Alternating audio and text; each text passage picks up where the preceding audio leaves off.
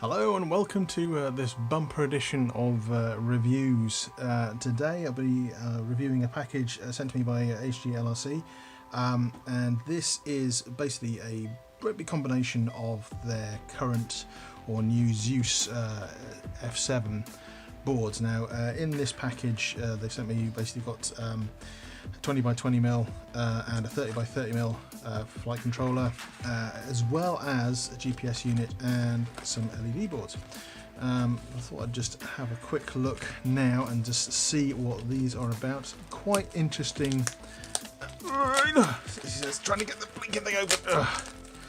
Very, very well packaged, I have to say, and very quick for the UK, which is always very, very pleasing to see when they deliver them. So in these things you get the obligatory fantastic stickers. I have never seen, I'll tell you what, in this hobby I have never seen so many stickers in my entire life. I've not seen this many stickers since I was a kid. Anyway, here is the flight board itself, and we get also a lovely instruction book, which is always so nice to see. I'm so disappointed when you get components where they just don't have any kind of instructions at all, and you basically have to go looking for them, and it's all kinds of fun and the fair. Now, so we have obviously the Chinese side and the English side, and that is looking pretty good. Interestingly, they've also marked in here exactly where these other components would go, so when we build this, it's all going to go in the right place. There is one heck of a smorgasbord of cables. I have never seen so many in one go. That is fabulous. Look at that. Right, let's have a look at this controller here. So, big fat quality control pass sticker on there, which is always quite nice. So also nice to see so many sockets. Now I know I'm on the board when it comes to either soldering or socketing wires into flight controllers. On one level, I love the neatness. I love the fact that you can quickly unplug and plug in stuff. On the other hand, when I've done it myself, and I had an example around here earlier that I was trying to mess around with, when I start to put in things like this onto my own motors, sometimes it doesn't go so well. So a bit of a mixed bag there. This board also looks like it has been coated. There is a coating over the board, which I do wonder if it has been waterproofed. That would be very interesting to find out. Don't know how you find out without dunking into water. Maybe a UV light. Actually, I do have one. It says, does it shine? Not especially. So maybe not. Maybe it's just some kind of other conformal coating. Anyway, USB-C. Interesting to see these days coming up more and more. Personally, I don't know. I mean, it's not as if we do anything on these flight controllers that requires the speed of USB-C, so it's a bit of a hit and miss as why we have those. But the fact that you don't have to work out which way around it goes is always quite nice. It's just going to show up quite nicely here. We have pads for everything. So there are, good grief, far too many to look at all in one go. So obviously you would need to whack this into an ESC. It's not an all-in-one as far as I know. Pretty sure it's not an all-in-one. No, it's definitely not an all-in-one. So you could probably output that via, yeah, it probably would come into this one, I'd imagine. Or you can solder it up yourself as you see fit. Very impressed with that. Yeah. Right, well, we're putting that into a build coming up sort of soon. Moving on to the 20 by 20. Now I'm assuming this is going to be roughly more of the same, but smaller, which is always quite nice to see. And given my preferred predilection to whoops and smaller drones, this is the one I'm more interested in. Ooh. Same deal again, more stickers, another fantastic instruction manual. Oh yeah. I'll tell you what, the other thing I'd really like to see on these is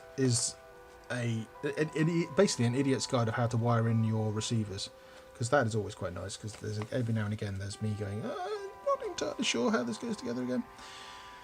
Always quite nice. The other thing to point out, which I have neglected so far to mention, is that these flight controllers do connect quite well, or intended to work well, with the DJI digital systems. So they will plug in to your DJI transmitters as well as an analog system. Now that is quite attractive, certainly for people like me who are still in analog land, and I will be in analog land for a while yet. But it is always nice to have the option, and I'll be in analog land simply because I quite like the fact that if I crash and destroy my quad, I've only wasted 100 odd quid instead of like 200-300. Wow, that is very compact. That is very compact, but also massive in the old holes. Now I quite like that to a certain degree, because that means they've actually taken into account the fact that you'll be putting rubber standoffs in there. However, those look to me like they are 3mm, and I wonder if they are, because if those are 3mm, most 20x20 boards take 2mm screws, and I am looking around for there's my stash of 2mm screws, and I bet you any money that's going to be like throwing a sausage down a corridor. Yeah, look at that. So that's a bit disappointing. I don't know why they've done that. That's very curious. You probably have to find some way of adapting that. Interesting. Curious. Very interesting. Curious. I don't know why. Anyway, oops, it says throwing it around. Again, same sort of deal. This time going with the micro USB instead of the USB-C. Again, room for it's a smaller one, isn't it? So that's your DJI input, and that is your standard ESC input there. You then probably need, I assume, would need to solder in other elements. Yeah, he says looking at the thing. So you need to use the pads at the bottom. Now there's no indications on this board. Oh, sorry, tell a lie. There's very small indications, but not a lot. So you would definitely need to, in this instance, to use the instruction manual. Interesting. Okay. So moving on to the ancillary bits. The HGLRC. These are LED boards. Now, interestingly enough, LEDs not something I've generally speaking gone in for. I'm not that flashy. It's not that I don't want to put them on. It's more that I just don't see the need to spend the money on flashy things. Now, again, these are definitely not for whoops. These are much more for your 5-inch and above quads, as it were. But those are quite nice little boards, and I quite like the fact they also come with the requisite heat shrink as well. So you can mount those on your arms with no problem. And I see, right, so that is designed to go directly into these parts here, I assume. He says, having a look at his, yep. So that's quite handy, and then you can just pop those straight through. I have no idea why you would go on to something else. Why, having never wired these in, I couldn't quite tell you, but they are quite interesting. Yeah, when I do my my 5-inch build, and I will be doing at least a 5-inch build, probably with this, in fact, definitely with this flight controller, I will make use of these and see how these come up. Now, this is the one that I have an interest in, the GPS unit. Now, most people that use the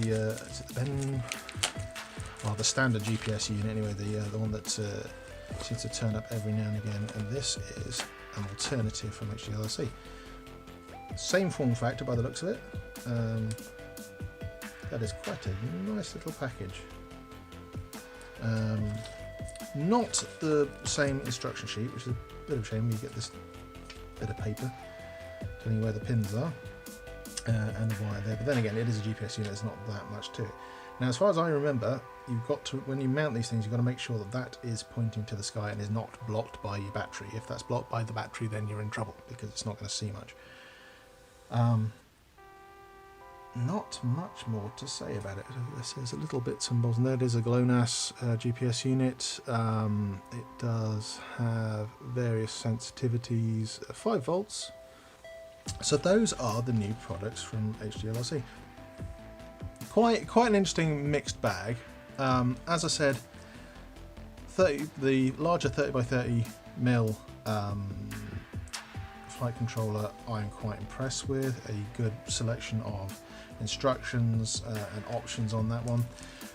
I would be more impressed with the 20x20 if they hadn't gone with a very silly large mounting option there. And as I said, I don't know why they've done that.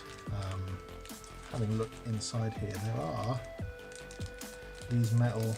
Oh, I wonder if that's why they've done that. Again, not amazingly clear. Metal inserts, I assume, to go in there. Does that then equal a 20mm? Inquiring minds wish to know. No, that's still throwing a sausage down a corridor. So, I have no idea. I've never seen that in a drone kit before. I don't know why you would want to do that. Curious. If you know, please leave a comment, because I am a bit perplexed about that one. But yes, this definitely worth your time picking up, I suspect. And it being an F7, you've got more than enough UARTs there to cover pretty much anything you want to slap into that. GPS unit, again, designed to work with these ones. Can't argue with that. LEDs, again, well, yeah, fun. He says fun, and I have no idea how the wiring works beyond that. I assume it goes into that end, and then that goes somewhere else. To your motors? No? Yes? No, shouldn't do, because it's not an ESC. I'll tell you why. I'm curious to know why it's got an in and an out. Why you would want to go out unless you want to. Oh, I suppose you could always daisy chain them all together. Have one very long line of LEDs. Many options. I do enjoy that. So, there we have it. Thank you very much for watching this crazy and strange review of all these parts. Thank you to HGLRC for sending these. If you like what you see, please like and subscribe to the channel. I will attempt to be putting out more content as the time goes by. Real life intervenes, etc, etc. But as I said, watch out for the next video or a video in the near future where I'll be building a 5-inch quad using this as it does the core.